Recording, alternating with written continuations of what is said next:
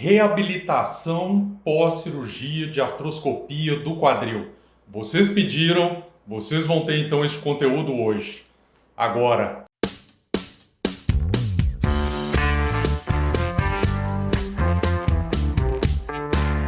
Então hoje nós vamos conversar sobre um tema que ele está muito frequente aí nas enquetes, né? E é uma dúvida que a gente percebe que tem levado a uma insegurança até por vários pacientes em se decidir e até protelar o tratamento, né? Que vai levar na frente a prejuízos e a agravamento das lesões osteoarticulares. Em especial, nós hoje vamos falar sobre a artroscopia do quadril e a reabilitação pós-fisioterapia do quadril. E olha só, eu quero que vocês nos acompanhem e fiquem até o final deste vídeo, porque no final vai ter uma pergunta chave para a entrevistada hoje, que vai ser a cereja do bolo de todo este conteúdo, tá? Então, fique até o final. Isso é feito para vocês e com bastante carinho. Então, hoje eu tenho aqui do meu lado a Claudete Morandi e eu queria apresentar primeiro a Claudete. Ela é fisioterapeuta, tá? A formação dela. Só que ela é fisioterapeuta que ela buscou outras capacitações também e outras especializações que foram agregando mais valor no trabalho dela e que isso despertou a minha atenção e o que foi levando também e motivando a nos aproximarmos mais e em relação à reabilitação da cirurgia de vídeo de quadril, tá? A Claudete, além de ser fisioterapeuta convencional, né, dentro da formação própria, da especialidade, ela também fez uma pós-graduação em terapia da dor, tá? Então ela é fisioterapeuta com enfoque também na parte da terapia da dor. Dentro da fisioterapia, ela fez uma formação mais voltada para a parte ortopédica. Então os fisioterapeutas lá na formação acadêmica deles, eles terminam indo para determinados ramos e no caso dela, ela veio para o lado ortopédico. Então, assim, o conjunto de fatores aí e o conjunto de circunstâncias terminou nos aproximando, né, Claudete? Que bom, né? É isso aí. Então, Claudete, qual que é a dúvida dos pacientes? Em relação à cirurgia, eles perguntam muito, não só na reabilitação depois da cirurgia, mas eles perguntam também se haveria alguma importância ou aplicação da fisioterapia pré-operatória. Olha só, como que esses seguidores, esses ouvintes, eles são inteligentes, né? Então, Verdade. como que eles já pensam na frente, falam, poxa, eu vou fazer uma cirurgia e eu estou com dor, obviamente, eu gosto de fazer atividade física, não estou conseguindo fazer atividade física, e neste caso, teria alguma aplicação ou fazer uma fisioterapia pré-operatória? Então, Claudete, tem? Tem sim. Primeiramente, muito obrigada pelo convite. Oi a todos. Tem sim. É muito importante porque especificamente neste caso, os pacientes, eles têm dor, então eles param de fazer atividade física, como o Dr. João Louco já falou. Então eles vão desenvolver desequilíbrios musculares que vão ser muito importantes ali depois, na hora da reabilitação. Então os principais, o glúteo médio, que geralmente está inibido, ele para de estabilizar o quadril, e o adutor do quadril e o psoas, que geralmente ficam tensionados. E essa tensão pode levar ao aparecimento de trigger points, aqueles nódulozinhos duros e muito doloridos. E este depois pode ser um problema pra gente na reabilitação. A cirurgia corre muito bem, ele não tem dor articular, já foi resolvido, mas esse desequilíbrio muscular que vem do pré-operatório por causa dessa situação de inatividade, pode fazer com que a reabilitação fique realmente arrastada. Então é muito importante sim. Então, vocês estão gostando desse conteúdo? Então, olha só, antes da gente dar continuidade, primeira coisa, cliquem nesse joinha aqui, tá? Dê o seu like, porque é isso que nos motiva a ficar aqui gravando e gerando conteúdo para vocês. Isso é feito para vocês, tá? Então, isso não vai parar o vídeo, gente. É só clicar no joinha aqui, tá? Faz isso agora. Claudete, olha só, em cima disso que você falou, tem uma questão que eu acho muito importante, porque a pessoa que está com dor, né, e aí já entrando meio que dentro da questão da dor mesmo propriamente dita, ela já vai desenvolver mecanismos ali adaptativos, né? E ela termina, porque o cérebro ele é um computador e extremamente complexo. E nós temos algo que é primordial, que é um instinto de defesa natural, tá? Um instinto de preservação. E o que o cérebro ele faz? Ele começa a inibir aquela articulação ali, os movimentos dela, e vai gerar desequilíbrios. Verdade? Verdade. Fala um pouquinho disso aí pra gente. É verdade. O seu corpo tá te falando assim, fique quieto, vamos poupar essa articulação. Só que a gente sabe que por mais que seja um mecanismo de defesa, esse poupar a articulação, ele pode trazer efeitos deletérios também. E aí você encontrar esse equilíbrio muitas vezes sozinho, você não consegue. Então precisa realmente de um profissional para poder te orientar. A gente vai trabalhar até aqui, a gente vai trabalhar esse ou aquele grupo muscular. Mas é isso mesmo, o cérebro ele tenta de todas as formas economizar energia, poupar energia. E aí ele vai desligando, é como se ele fosse desligando a musculatura responsável ali por ativar o movimento daquela articulação. É isso mesmo. Ô Claudete, então, olha só, além de fazer, né, esse reequilíbrio dessa musculatura, né, identificar esses desequilíbrios também vai ajudar muito na reabilitação, né, do pós-operatório. Muito. Né, porque assim, você já vai pro procedimento cirúrgico, ele corrigiu aquele dano que tem ali dentro da articulação, mas você já sabe qual que é aquele grupo muscular que ele está desequilibrado, né? Então, assim, conta um pouco mais como que é essa avaliação pré-operatória, né? O que é feito, o que você faz lá. Chegou o paciente para você, bem prático. Então, chegou o paciente lá para a Claudete, o que é que você vai fazer com ele antes da cirurgia? A gente vai avaliar, então, fazer uma avaliação postural, mas uma avaliação postural no sentido de encontrar esses desequilíbrios. Então, qual cadeia muscular, qual grupo muscular ele está mais encurtado? Se tem dor já, a gente pode também já atuar na dor ali, se for um trigger point, se for uma dor miofacial, você já vai liberando fáscias. Então a gente vai identificando encurtamentos, músculos tensionados. É muito comum ter uma confusão entre o músculo tenso e o músculo forte, porque ele está tensionado, ele tem um volume e as pessoas acham que ele está encurtado, portanto ele tem força, e não tem. Ele é um músculo fraco também. Então quando a gente começa, não necessariamente com trabalho de força, mas trabalhar a melhoria do tônus, o alinhamento das fibras dessa musculatura, a gente começa a religar esse músculo. Então achar quais os músculos ali daquela pessoa estão trabalhando e precisam voltar a trabalhar, isso é muito importante. Então a gente vai avaliar as ADMs, limitação de ADM, que nesse caso geralmente ela vem por uma limitação mecânica, flexão do quadril, a gente vai anotar essa ADM de flexão, de abdução, a de rotação interna e externa no pré-operatório. A gente vai medir força, no meu caso eu uso o dinamômetro de mão para ter um valor mais preciso, e aí a gente vai então identificando os valores ali onde a gente precisa atuar.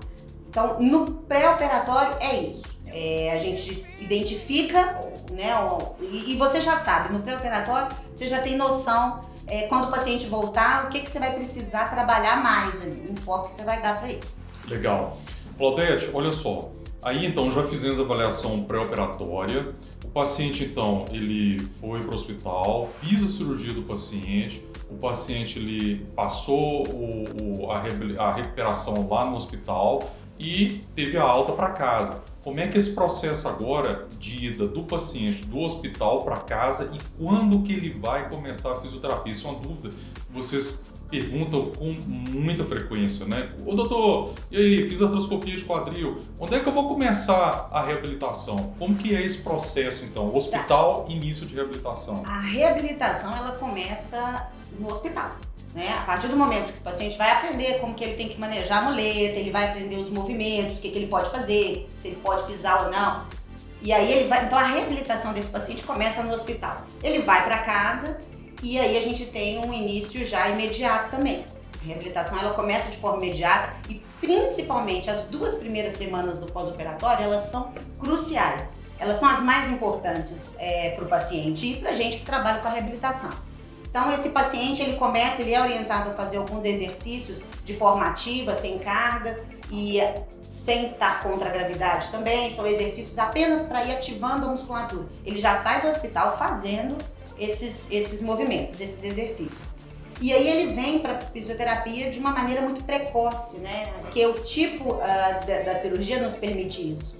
né? Uma cirurgia minimamente invasiva, então a gente consegue trabalhar com esse paciente de forma muito rápida. É interessante que aí os medos eles já começam a mudar, né? Antes da cirurgia, o medo é como é que vai ser a cirurgia? Depois que você fez a cirurgia, agora eu tô operado, então deixa eu ficar quietinho aqui, senão eu vou sentir dor.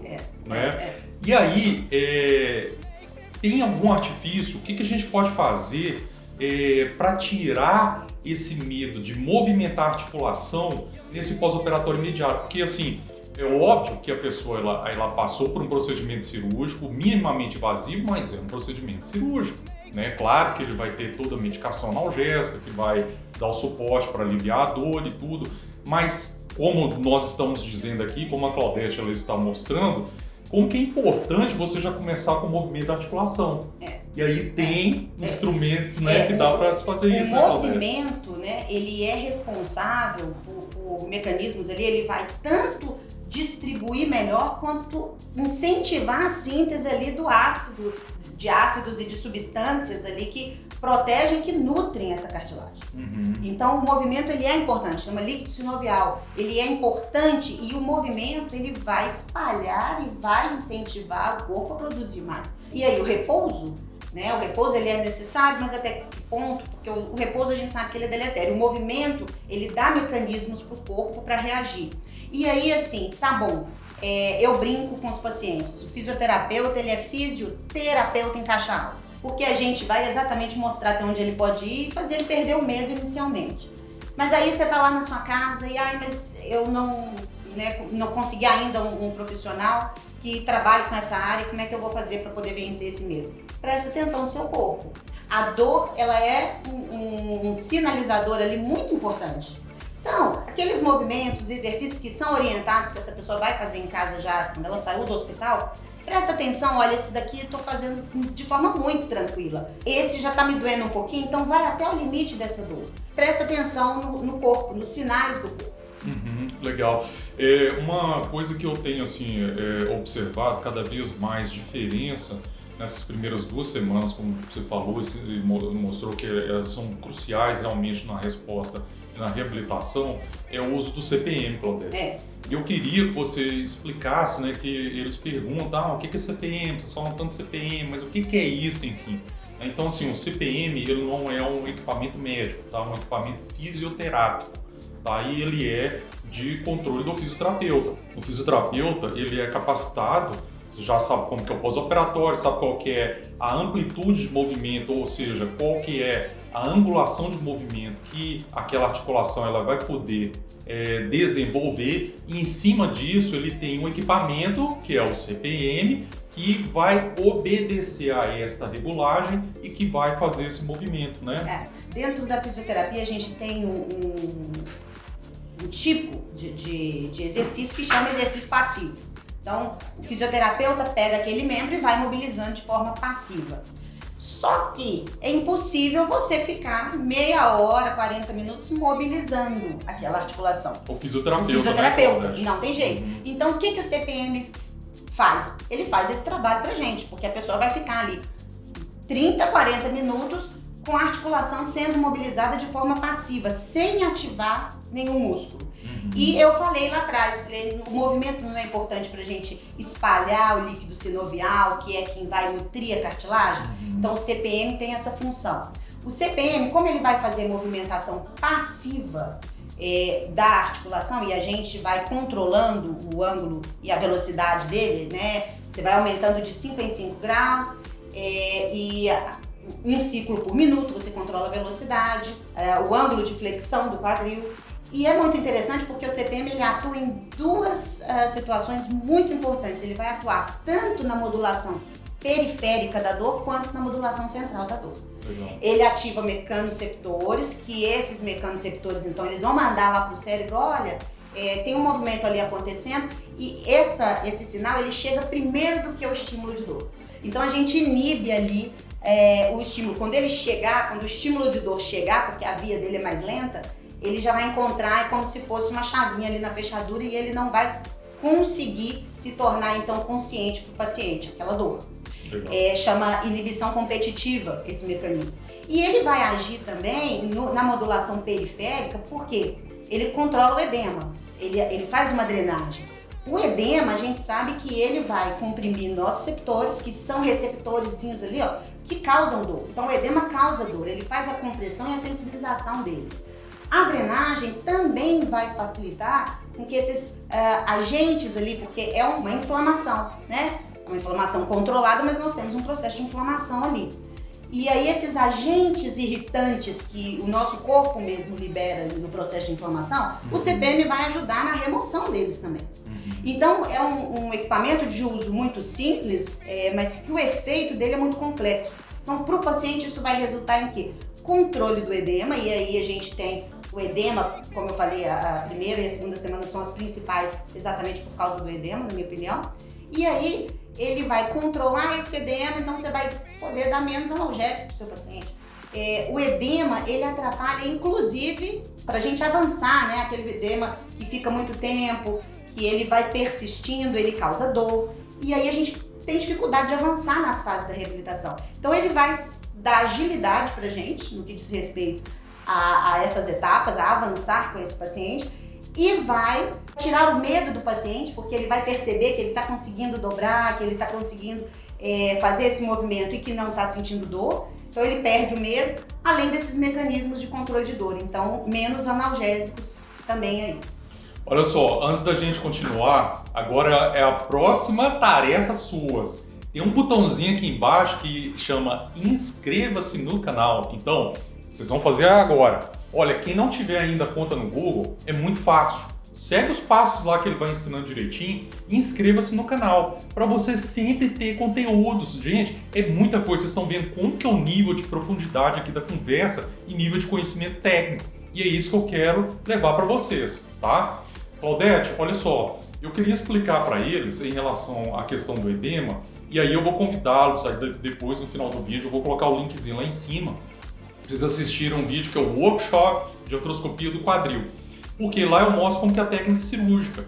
E toda cirurgia ortopédica, isso é importante explicar, ela é feita com irrigação contínua de soro fisiológico. Como o próprio nome diz, é o soro que ele contém a vida, tá? Por quê? Porque a cartilagem, como a Claudete já falou aqui demais e muito bem, ela precisa ser nutrida continuamente. Eu não posso fazer a cirurgia a seco, com ar ambiente, ela tem que estar lá hidratando o tempo todo, tá? Senão a gente tem uma lesão ali ao invés de ajudar, certo? Então, como vai ter o influxo de fluidos ali o tempo todo durante a cirurgia, a musculatura ela termina ficando inchada em termo médico é edemaciado, tá? Então ela vai ficar inchada, isso vai dificultar a movimentação, porque você imagina, vai ficar com a coxa mais grossa e aí para você movimentar a articulação vai ter uma certa dificuldade, por isso que esse artifício, utilizando esse equipamento, nós vamos colocar o videozinho dele aqui funcionando para vocês verem.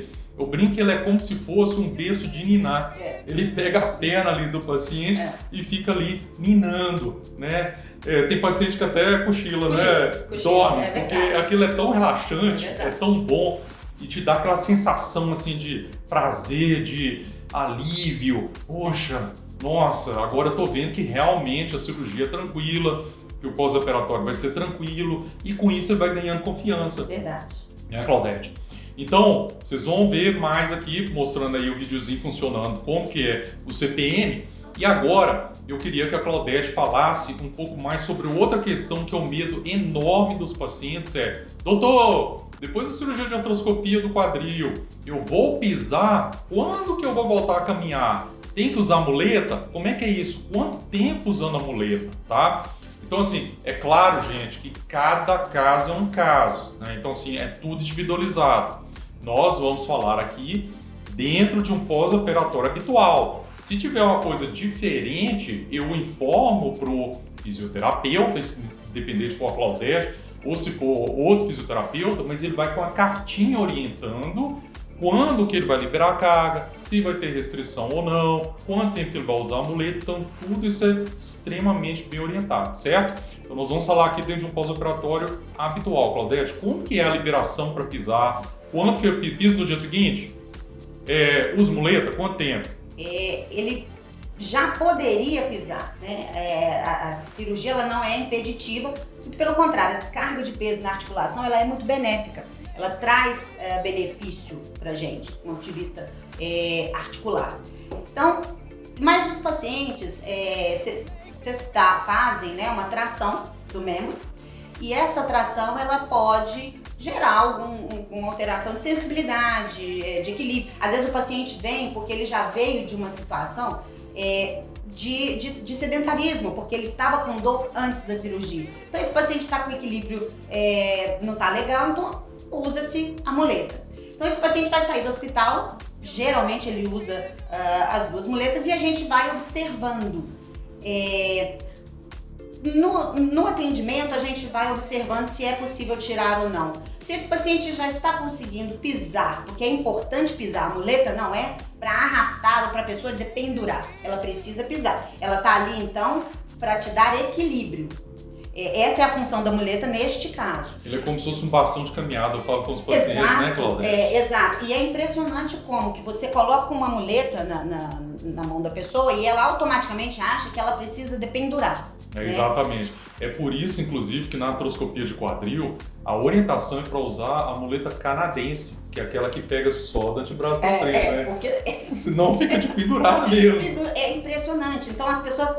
E aí, e exatamente é importante esse vídeo, olhem a importância, né? Porque as pessoas chegam e perguntam assim, são dúvidas, seriam facilmente resolvidas ali se essa pessoa pudesse ter tido uma orientação no pré-operatório. Então essa pessoa ela sai dali e ela fica, posso pisar, não posso, que medo, não, mas eu achei que eu pus essa muleta aqui na mão e eu achei que eu não podia pôr esse pé no chão. O Claudete. Deve. E olha só, e de forma instintiva, mesmo eu falando e afirmando assim, ó, você não pode, você tem que pisar no dia seguinte, eles ficam com medo ainda. Não, eles ficam, e aí quando chega, né, pra reabilitação, então assim, eles vão, chegam, eu falei que é um pós-operatório imediato, a gente começa a reabilitação, e aí eu vou avaliar.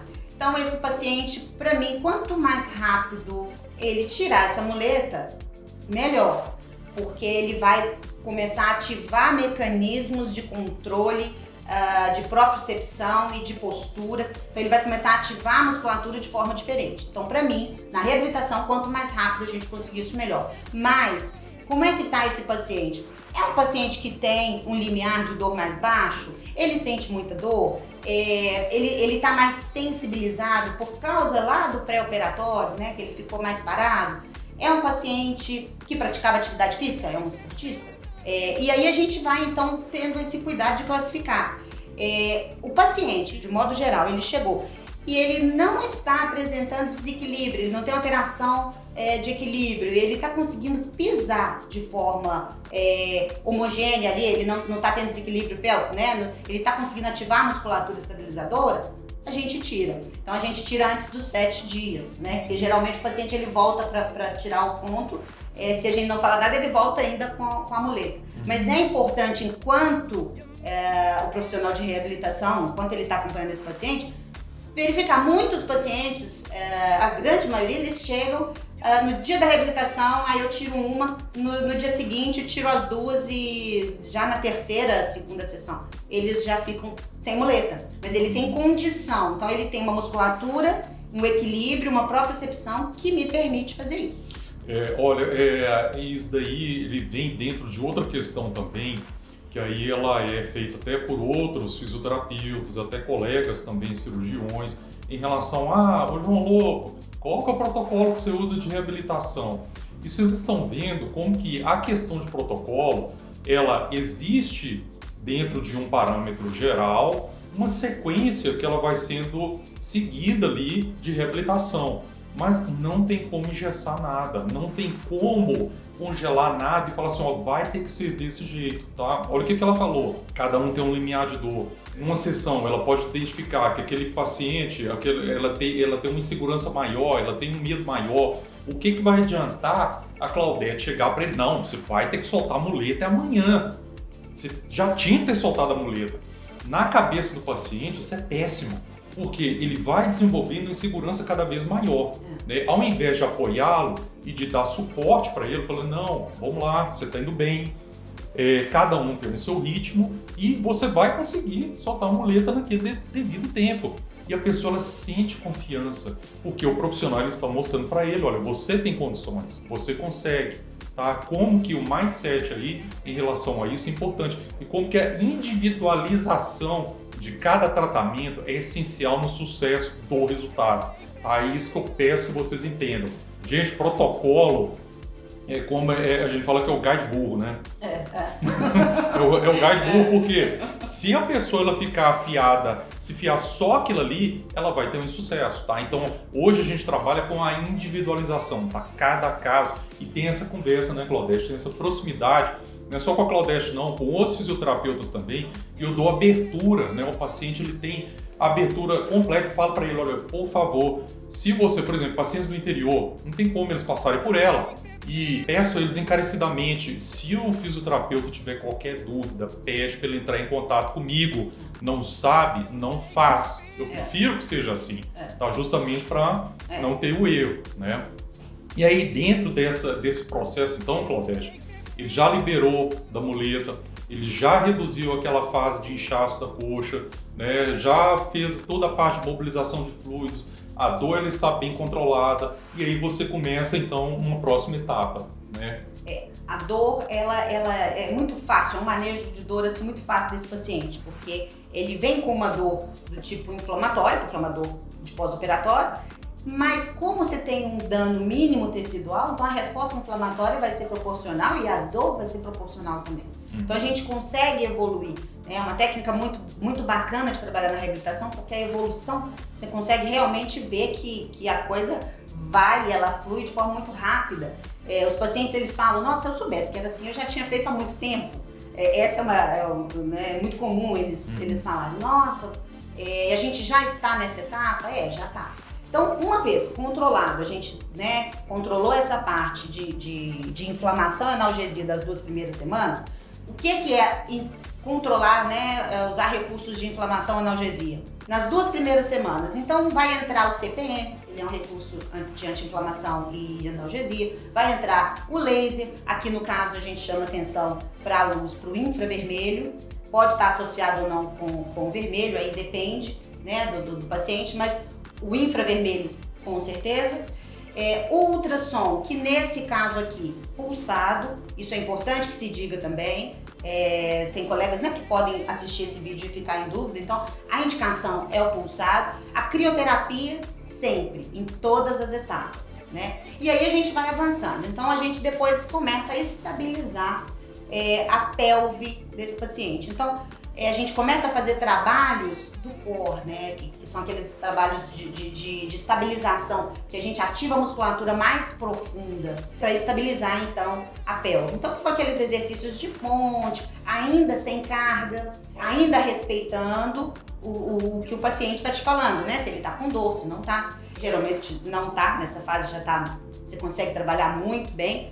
E aí, aqueles músculos envolvidos, então, na estabilização do quadril, que são os principais ali, principalmente a tensão tem que ser dada ali para os adutores, ilho-pessoas e os abdutores ali, principalmente o glúteo médio. Então, aí a gente começa já a ativar essa musculatura, mas ainda sem carga. E aí depois a gente passou bem por essa fase, ele tá tolerando bem, ele começou a fazer exercício contra a gravidade e tá tranquilo, tá sem dor, aí a gente começa então a parte de fortalecimento efetivo. Tá, e isso que a Claudete ela tá falando assim, então sem carga, é porque não tem os pezinhos, tá? Então assim, não tem caneleiras, não tem máquinas assim de academia, de musculação. Então essa parte mais com isométricos, As primeiras semanas, sim. As 2 primeiras semanas a gente usa o isométrico também ajuda no controle do edema. E aí a gente vai avançando. E aí o teste, pra você saber se o paciente se ele já consegue suportar uma carga ou não, a gente começa a colocar ele para fazer o movimento contra a gravidade, porque a gravidade também exerce um peso aqui, para o membro do paciente. Então, se ele está conseguindo fazer de forma tranquila contra a gravidade, então a gente já começa a inserir ali uma resistência. E aí a gente começa de forma efetiva a trabalhar o fortalecimento desse paciente. E aí, o tempo então, eu sempre falo com eles uma média assim para fazer essa transição da reabilitação, mais do pós-operatório mesmo, para começar o trabalho de fortalecimento, em torno de 4 a 6 semanas, né? E como é que é esse período aí, Cláudia? Então, as 2 primeiras semanas eu prefiro focar bem no controle de edema e dor. Depois da 3ª, 4ª semana, a gente começa a fazer esse trabalho de estabilização. E aí, na 5ª semana para frente, a gente entra com o trabalho de força. Claro que isso pode ser puxado para frente, não pode ser jogado, depende, né? A gente vai prestando atenção aí e sentindo que o paciente responde. Mas geralmente dá pra gente fazer dentro desse intervalo, é muito tranquilo. Sim, tento, né, você observando e tendo esse feedback dele, né, você sabe quando é que ele vai tolerar aquela carga e também vai avaliando, né, Claudete? E uma coisa importante é que, assim, o paciente, quando ele chega pra gente e ele fica lá naquela fase de anti-inflamação, dos recursos que a gente usa e do CPM, ele sai e fala assim, quando termina, ele fala assim, mas não vou fazer nada hoje não? Ele já fez muito, mas o que ele espera? Ele espera o exercício. Ele quer de fato fazer o exercício. Mas eu falei lá atrás, a gente tem desequilíbrios musculares aí, a gente pode ter músculos tensionados que também vão gerar dor, que vão ser causadores de dor. Se a gente entra com um exercício fora da hora, o seu corpo vai reagir assim, ele fala, não, eu não quero esse movimento, eu vou travar, e isso ele vai travar tensionando uma musculatura importante ali para estabilizar, e o que vai causar para o paciente? Dor. Insegurança, aí ele vai ficar chateado, ele vai falar, nossa, mas me falaram que era tão tranquilo e eu estou sentindo dor. Mas é por isso, né? Porque foi colocado às vezes de forma muito precoce, um exercício ativo resistido, que é com essa resistência, as caneleiras, aquele TheraBand, TheraTub, que são aqueles elásticos, de forma muito precoce. Então é importante a gente realmente observar o paciente, cada um é um, né? A gente tem um panorama geralzão, mas a gente não pode esquecer de sempre individualizar. E a própria resposta, né, cicatricial de cada pessoa, né, ela é individual. Então, por exemplo, tem pessoas que cicatrizam e formam queloides, tem pessoas que cicatrizam com a cicatrização hipertrófica. Então, mostra que ele tem um colágeno, tem uma capacidade ali de cicatrização daquele tipo. Lá dentro está acontecendo a mesma coisa. Então, se eu começo a colocar muita carga e o paciente, por exemplo, é um formador de queloide, formador de cicatriz hipertrófica, internamente ele vai desenvolver uma rigidez articular. E todo o tecido cicatricial, ele também é inervado, ele tem condução nervosa ali, e aí vai desenvolver dor crônica no pós-operatório. Exatamente. Olha só, gente, como que são os detalhes, né? Assim, são minúcias, e como que tudo isso vai levar ao sucesso do procedimento, tá? Agora, para quem ficou até o final deste vídeo, a pergunta da cereja do bolo, que vocês adoram perguntar. Claudete, a cirurgia de artroscopia do quadril, ela é uma cirurgia que dói? Não. Não. E olha que eu dei uma pincelada disso, hein? Eu sempre saber dessa cereja do bolo. Ela não me falou, gente. Então, olha só. Não, é uma cirurgia. Como eu falei, ela tem um dano tecidual mínimo. Então, esse dano tecidual é que é responsável pela inflamação e dor inflamatória. Então, ela é mínima. Então, você tem também, proporcionalmente, uma dor facilmente controlada. Então, com anti-inflamatório e analgésico simples. E os recursos da fisioterapia se somam também, né, para esse controle da dor. Então, é um procedimento muito fácil de controle de dor, muito fácil. Os pacientes, eles falam, eu me surpreendi, eu não senti, né, não estou muito bem. Então, o manejo dessa dor é um manejo muito tranquilo de fazer. Realmente é um procedimento muito tranquilo. Tem que ter a confiança, né, primeiro no cirurgião, né? E assim, mesmo que o cirurgião ele tenha feito um ótimo trabalho, vocês veem como que todo a complexidade em torno da estrutura que vai ter que dar suporte depois, né? E aí na mão de um fisioterapeuta, é importante, né? E o fisioterapeuta, por que eu falei lá no início do vídeo, a questão da formação de dor e tudo, porque ele se preocupa com esse sinal, né? Que é o sinal da dor. Ah, você está doendo? Olha, então eu tenho que mudar isso daqui. Não é aquela coisa que, não, você está doendo, você está tendo dor, então aí você vai ter resultado. Não é assim, né? Porque a gente sabe que a dor vai gerar insegurança e vai piorar toda a resposta em relação ao retorno à atividade física, ao retorno às atividades do dia a dia, né, Cláudia? E não é competição, ninguém está competindo com ninguém está querendo, nossa, o meu paciente ele reabilita mais rápido do que o outro, não é isso. Mas hoje em dia, a gente tem que observar e tem que seguir realmente, respeitar essas etapas para a gente não atrasar muito a reabilitação desse paciente. Porque ele quer receber alta, ele vai voltar a trabalhar, ele tem as atividades dele, ele quer voltar a praticar o esporte. Então, não é que a gente está querendo correr com essa reabilitação, mas é uma demanda do paciente, ele precisa voltar para a vida dele. Né? E se a gente atropela etapas e se a gente não observa esses pequenos sinais, a gente pode sim acabar retardando esse processo de reabilitação. Um último ponto, tá, Claudete, que eu queria tocar aqui, é que mesmo depois que ele acabou todo esse processo de reabilitação, eu ainda gosto que o paciente ele tenha um contato com o fisioterapeuta naquela fase que ele é liberado para musculação, tá? Porque aí em torno do 1 mês e meio, 2 meses, ele já vai para academia. Só que eu gosto que ele ainda tenha um contato com o fisioterapeuta, porque assim como um atleta profissional, que ele vai jogar, por exemplo, ele vai voltar para a quadra, vai voltar para o campo, ele faz o trabalho de treino dele ali, do esporte, do gesto esportivo, ele tem no dia seguinte a parte da regeneração e da recuperação. Sim. E aí entra o fisioterapeuta, porque ele vai corrigindo aquelas distorções que ainda podem existir para não deixar posturas viciosas.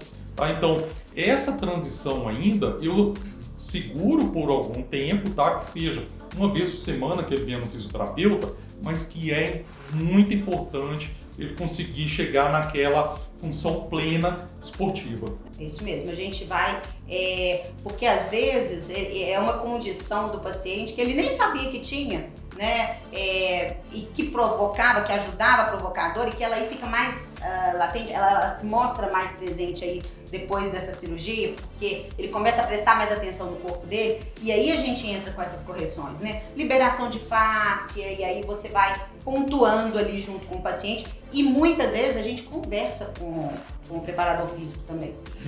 Essa conversa é muito bacana, né, esse bate-bola, e aí a gente coloca ele também, vai fazer parte da equipe e a gente começa a conversar, olha, como é que tá? Tá indo bem? Tá sem dor? Como é que ele tá evoluindo? Isso é muito importante da gente continuar fazendo.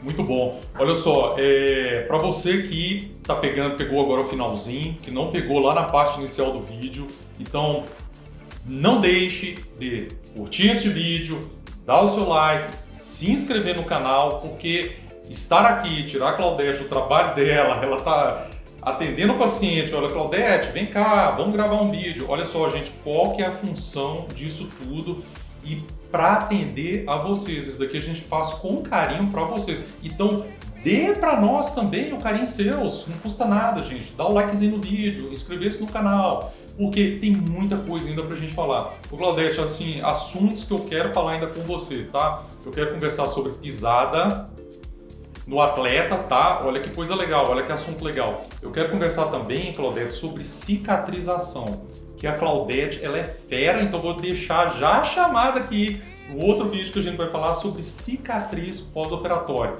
Eu sou chato com cicatriz, não sou, Claudete? Verdade. Eu gosto da minha cicatriz a mais linda e a mais perfeita possível. Mas elas ficam. Obrigado. Claudete, então te agradecer, tá? A disponibilidade por ter vindo aqui, tá? Isso daqui é para os nossos ouvintes. E muito importante, né? Esse tema que foi abordado, todos, né, são de muita relevância, mas principalmente a reabilitação realmente é uma pulguinha atrás da orelha do paciente, né? E aí a gente desmistifica e ele vê que não precisa ter tanto receio, né? Não é um bicho de 7 cabeças, não. Só tá acompanhado, né, por um profissional que dá tudo certo. Tá, Claudete, fale para eles, quem quiser saber mais sobre coisas, é muito conteúdo, né? Então, assim, como que eles vão te encontrar? Qual é na mídia social, já que você está no Instagram, Facebook, como é que faz para te encontrar? Eu tô no Instagram, @ClaudeteAmorandi. Tem no Facebook também, Claudete Morandi. Só entrar lá e mandar se tiver alguma dúvida que eu respondo com o maior prazer. Ok, a gente vai deixar os linkzinhos aqui também no vídeo, né? E aí não deixem de acompanhar a Claudete e ter mais informações aí sobre esses assuntos, tá? Então, um grande abraço!